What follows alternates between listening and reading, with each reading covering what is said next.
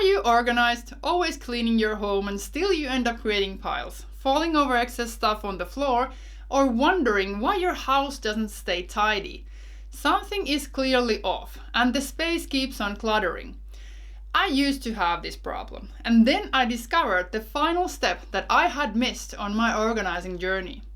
I will reveal the missing piece in this video, and it's quite a simple and easy fix, but without it, you lose so many hours of work juggling with all the unnecessary piles.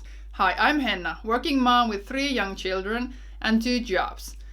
I get to do a ton of decisions at work and for my family every day, so I realized I do not want to make any more for my home. It needs to function on autopilot. I simply have no time for it to steal my attention. I want everything to have a place and everything at its place. But what about these piles then? Where do they come from, since my home is so organized? That is an excellent question, and I will now reveal the secret. The piles are there because your placement is off. This is something that many families miss. This goes without thinking and is the number one reason why your home is cluttered, even if you have moderate amount of items in it. And even those families that have found this thought are a little bit hesitant, and that is because of our human nature. They think, can we really do this? This is because we love to do things like anyone else, like the others. It brings us safety. But the problem is that our surroundings, our homes are not similar, so we need to do some variation. You can and you should do things differently. I will explain. This is actually step 4 from clear, and it is called Arrange Accessibly. It is linked below. Back to Arrange Accessibly. You see, my friend, if you have moderate amount of belongings, most of the mess in your home isn't clutter, it's homelessness. Your keys, your purse, your kids' backpacks, your knitwear or sports equipment, they are always out because they don't have a home.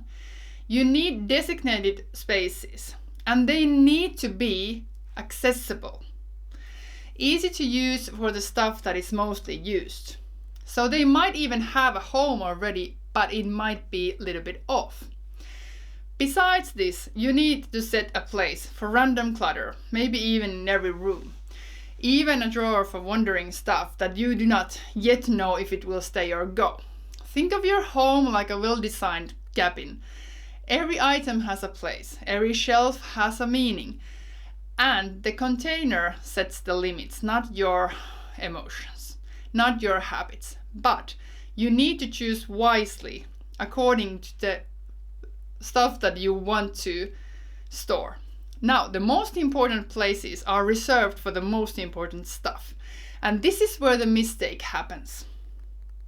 Your silverware, guest linen, or 5 different vases you have for flowers are not the stuff you should store in your living spaces. You should store them somewhere far, far in the end corner, since you need them only once a year. You should store your bags, sports equipment, keys, knitwear, or daily or weekly used essentials on the places that are next to the door, in your kitchen, in the hallway, places where you are moving in while rushing out.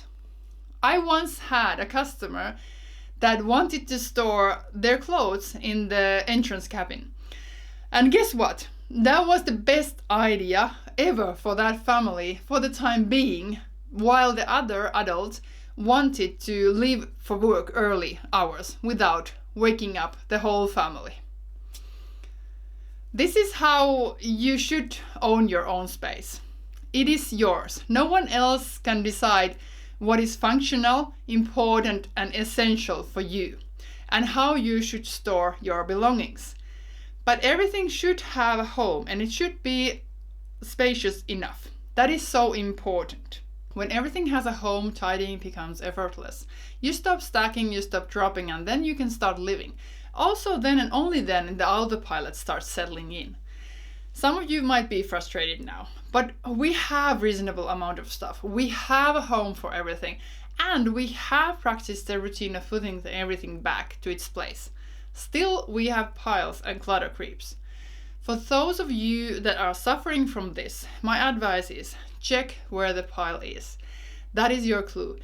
If there is a pile, then those items should be stored there, next to it, under or above this area. At least someone living at your home thinks like this. I can't tell you how many times my clients have been worried about this. The other adult in the family is leaving behind piles and driving the other one crazy. We need to address this with love and empathy. Something is clearly off here. So, would there be room to store these things here where the pile is? What could we move elsewhere instead? Is my logic different from my family's logic? Someone clearly needs more space here for these important stuff. What could go or be moved instead? So we would have that space here. Leave a comment stating what is causing piles at your home, even when you have decluttered everything. I would love to know. Watch the whole clear video to check out if you missed some other crucial parts. You can find it here. You will figure this out. Let's own our own spaces again.